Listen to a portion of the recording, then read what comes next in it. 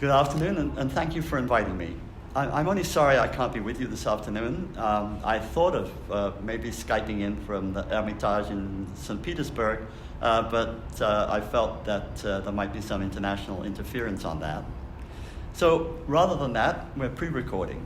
And I thought, as a historian and not a philosopher, that while I've followed Jacques' work since his early contributions to Livre Capital, all the way through to his more recent work on his thesis, that I would take the opportunity to return to the earlier discussions of utopias and worker dreams in La Nuit des Prolétaires and later articles that study the proletarian dreams of the 1830s in contradistinction to the organized utopias of the 1820s and 30s. This work has always been an inspiration for me and my own personal research in 19th century utopianism, and I thought it would be a very pleasant occasion to share some of my comments and ideas that have inspired me from Jacques' work. I start with two quotations, one by Ernst Renan in his History of the People of Israel.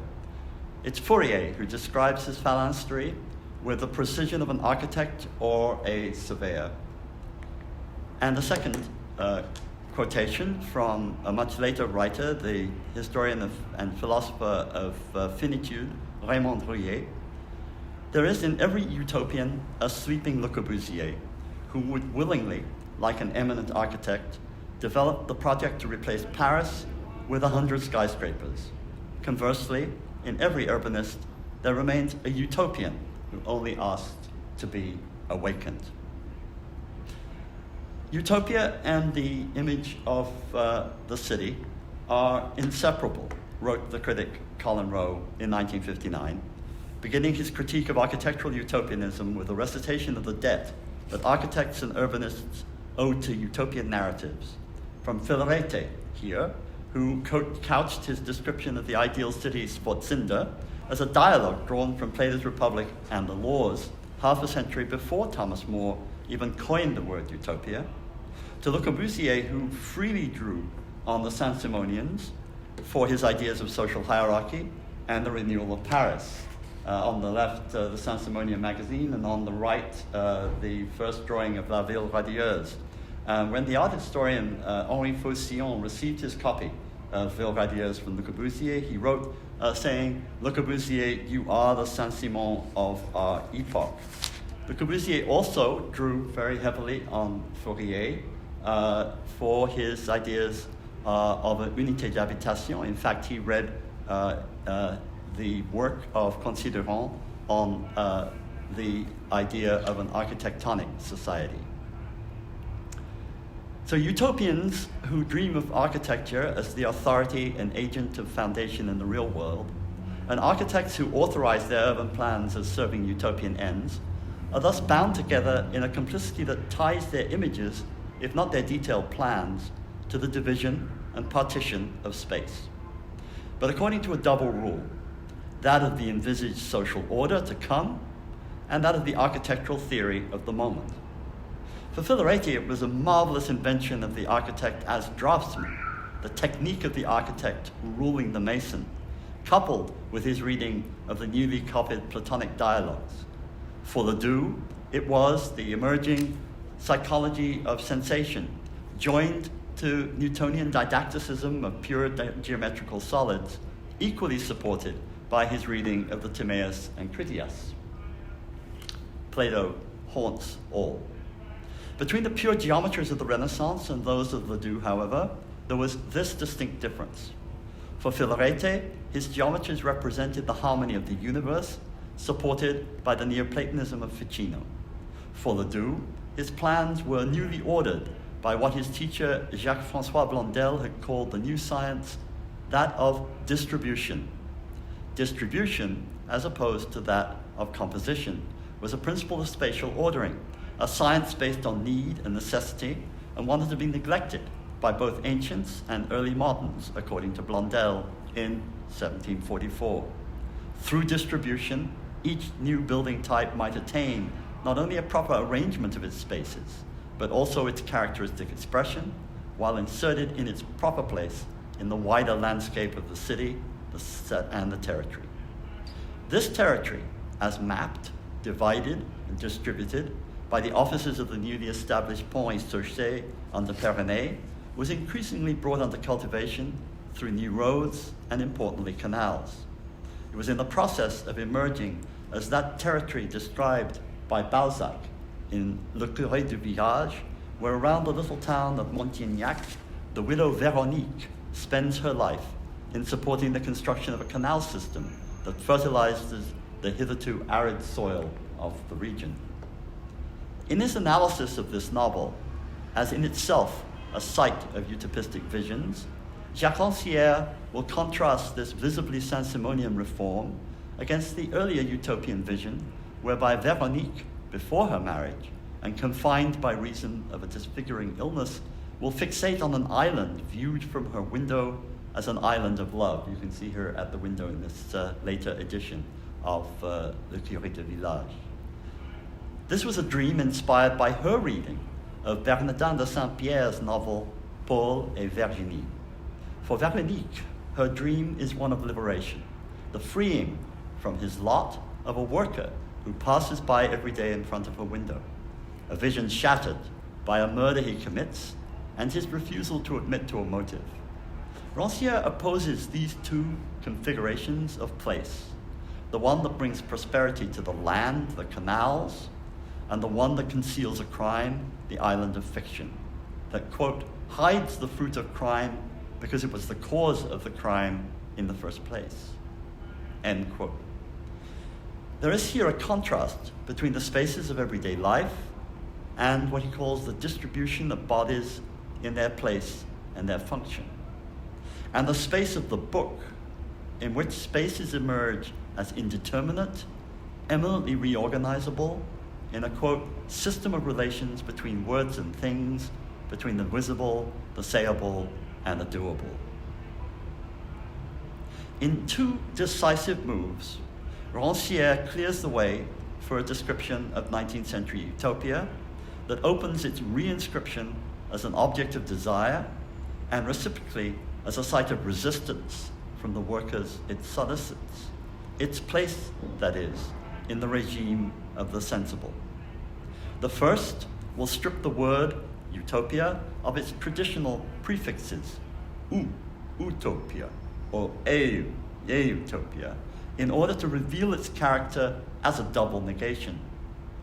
It's not only the non-place of place, writes Ranciere, but the non-place of a non-place. Such is the construction of the Saint-Simonian, who says, quote, enough of utopia, let's have done with words of chimeras, ideology, let's devote ourselves to things that are real. I quote from a brilliant essay of Ranciere, The Senses and Uses of Utopia, Sens et usages de l'utopie. The second move establishes its place in what Ranciere identifies as the orders or regimes involved in the constitution of community, presumably a project dear to the utopian. A first order would instate a regime of domination, the order of police, as Ranciere defines it. Quote, a distribution of the sensible or sensible that divides those who are to be obeyed from those who are to be commanded, those who deal with the particular of manual work from those occupied by the general of thought, end quote. A second would be that of the political, one that ruptures the first and renders visible and sensible those who were impelled to silence, who had no voice in the first. The multiple voices of subversive subjects, people, citizens, proletarians, demanding the right to be counted. The third order, finally, would precisely be that of utopia, that proposes to return consistency to the insistent community of politics, to eliminate the distance between the names of political subjects and social functions and groups. I quote, this third order proposes an order where bodies are in their right place, according to their true capacities and connected by true links, where the scriptural gap between words and things is replaced by a continual presentation of the community to itself, presupposing a thorough refiguration of relations between the visible, the sayable, an order where the vanity of language gives way to the sensible presentation, embodies, and the links that unite them of the sense of community. In this formulation, as Ranciere has demonstrated in his documentation of proletarian dreams, utopia finds its necessity and its fallibility. This is exhibited in the contrast he draws between the temple, the temple of Saint-Simonian imagination, a temple that in its technical reality, he writes, and sensible form, is a material realization of the community, a temple of the industrial future built of colossal magnets, a prodigious temple of technology, an encyclopedia of the world and of history, a total work of art, end quote. Contrasted by Ranciere to the temple dreamed by Gaudry, the joiner, a dream of a revived antiquity of temples and stores, a belvedere of reverie and contemplation, an ideal place which changes one's perception, which dominates the city, from which one sees the future, but also a place easily realized in every empty apartment where the joiner performs the solitary task of the floor layer. Utopia as projected built form, or a utopia of contemplation. One on the edge of the future, but not in the future, an undecided transliminal space, a state of perception where the division of spaces and times plays out, directly opposed to that of the engineers of souls, city of the future. Ranciere concludes, there would thus be two ways of using utopia: a utopian way that aims to replace the non-place, to constitute a space materially saturated by the inscription of the sense of community, and a heterotopian way, where utopia serves to constitute divided spaces, to vary perceptions of the world, to make another appear, to constitute the scene of opposition between two worlds. One might rename these three estates of Ranciere: the panoptic, the subversive, and the oppositional dream. Such a distinction between a positive utopia and a liminal heterotopia would seem at first glance to echo the distinctions first formulated by Foucault in his 1966 radio address, a formulation elaborated in the same year in the introduction to Les mots et les choses. In his radio discourse, utopia was seen as a no place of dreams. Heterotopias, by contrast, were instated in real space, absolutely different from the zones within which one lives every day, but there were real enough counterspaces, localized utopias. Foucault gives the examples of gardens, cemeteries, asylums, brothels, prisons, club med villages, and proposes to establish a new science named heterotopology. In Les mots et les choses, however, as opposed to his radio talk, Foucault seems to have abandoned this image of utopia localized. Here, for Foucault, utopias afford consolation, imagining untroubled regions. Heterotopias, by contrast, are disturbing, undermining language, destroying syntax, breaking the assumed bond between words and things. Ranciere, by contrast, localizes his versions of utopia in an opposite sense, posed between the envisaged imposition of a future through real engineered construction in the present, and the demand for a space that operates as a means of reconciling two contradictory spaces by means of a contemplative vision, the space of work and the space of dream. The apparent contradiction can be resolved, though, through a more precise localization in temporal historical terms. Foucault, after all, is speaking of a prehistory of the modern, of written utopias, and of the side-by-side existence of utopia and counter-utopia in all societies. Ranciere, by contrast, is concerned rather with that moment in history where, following the Enlightenment visions of progress, Diderot, Turgot, Duquesne, and the development of a theory of space joined to the psychological determinants of thought and the subject, La Maîtrise, Condorcet, there emerges in utopias, and even more importantly in architectural thought, the possibility of building utopia in the present. Ranciere's history, then, point to a moment in the temporal constitution of a new kind of utopianism, from Sébastien Mercier's Uchronia in l'an 2240 through Fourier, Saint-Simon, and Cabet, that is directly supported by an architectural engineering ideology, presaged by the drawn visions of Boulez and Ledoux and concretized in Monge's École Polytechnique. Fourier and Enfantin are its heirs, Fourier of Ledoux and Enfantin of Gaspard Monge. Writing in his notebooks, Fourier talks about how he's constructing his utopia. My aim is to prove to the reader that a man of taste could, on his own, perfect a general architecture to reverse the civilization that now seems exclusively based on an administrative regime as opposed to a passional regime. Having already, in 1808, drawn the grids of the cosmic vortex and laboriously depicted in his tourbillon, or place of association in its center, Fourier, sometime in 1815, set out to delineate the finer details of his invention. First in order was the great gallery that wound around his palace, now renamed Phalanstère, that transformed it, as Roland Barthes noted, into a veritable communication machine. But the design problem was no longer that which faced the architects of the Palais Royal and its apartments. Fourier's self-imposed brief insisted on both detailed accuracy in the accommodation of each and every sensibilité in his analyzed and numbered population, but also its flexibility, so that year by year, even month to month, changes in the psychical evolution of his subjects might be registered in plan.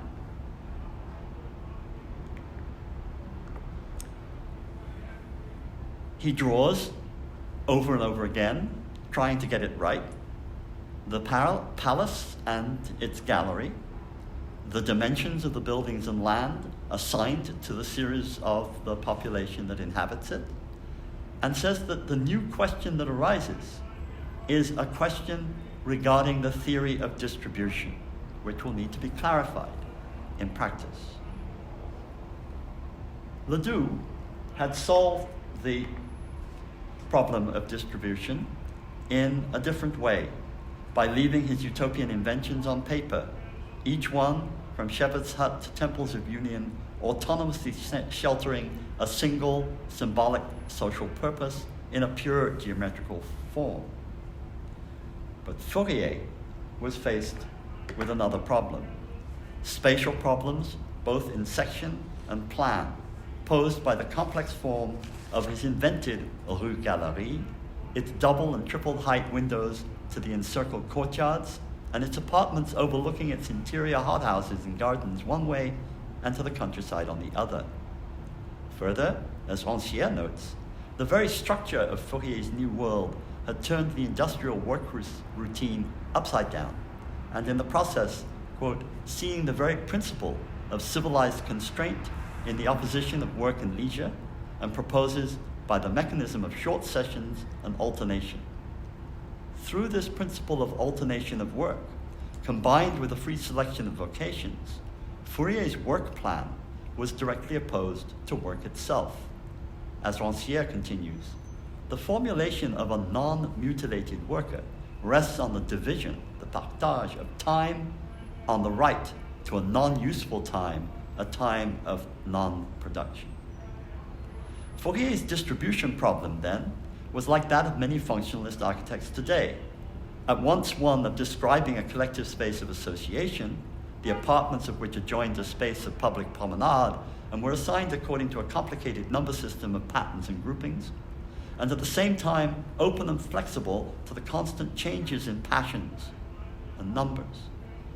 Fourier's numerous attempts to resolve these difficulties in plan, sketched through his manuscripts as he developed his mature thoughts in the new industrial world, registers both his frustration and his obsessive belief in architecture. In his detailed description of the plan of a phalanstère en grande échelle, he elaborates on what he calls the unitary distribution of buildings. He emphasizes the need to prevent arbitrariness, especially by architects prone to fantasy.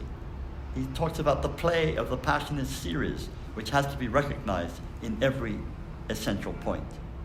Thus, the construction of buildings with a simple row of rooms, as in our monasteries, palaces, and hospitals, he said, should be avoided. In order to activate social relations, he continues, every block ought to be deep enough with a double row of rooms to contain alcoves and studies that most constructions lack today. The apartments would be distributed in what he calls the interlocking series, whereby avoiding situation where those of a higher price will be situated in the middle of each row, diminishing in price on either side. Such simple progression from a low price to high, constantly increasing or decreasing, would pose a very serious inconvenience, as he writes. It will wound self-regard and paralyze the different levers of harmony. It would assemble in the center the entire wealthy class and the poor at the edge. 2 pages, and I show you one, are accordingly devoted to the numerical systems of apportioning and arranging apartments according to this interlaced series as following an order that follows differentiated rents. 250, 400, 300, 450, 350, 500, 400, 550, 450, 600, 500, 650, and recurring. Against this careful distribution of wealth, work, and pleasure, there arose a resistance, precisely from that segment of society for whom those benefits were designed. Ranciere cites Charles Noiret, a weaver from Rouen, who compares the phalanstère in its insistence on the dependency of the workers, inevitable in a community dominated by inequalities of wealth, to some Russian baronial estate or an American plantation. In this, Ranciere sees the dialogue between time, the demands of capitalist production, and space carved out of work for the life of the worker. Here, worker thought disaggregates the utopic discourse and cuts it up. Le partage est bien opérant. Noro sees little more in the phalansterie, the Palais Social, than a company town, later to be realized in Godin's Familles d'Hier, that even more than Fourier's project was to embrace the totality of the worker's life, work, leisure, family, and reproduction. Fourier, of course, was himself hardly a denizen of the reasonably well-off middle class.